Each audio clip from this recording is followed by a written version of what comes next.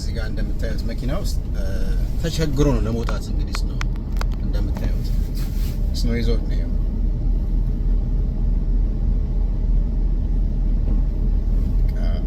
በረዶ ይዞታል። መኪናዋ ፓክት ጀስት አሁን ካር ነገር ነችና አልቻለች። እንደምታዩት በሚችለው መጠን እንግዲህ እየቆፈረ ነው። አንዱ ደግሞ ይሄ ነው። በቃ እንደዚህ ሌፍት ኦቨር የሆነ ስኖ ከጣለ በኋላ በንጋታው ስፔሻሊ ቴምፕሬቸሩ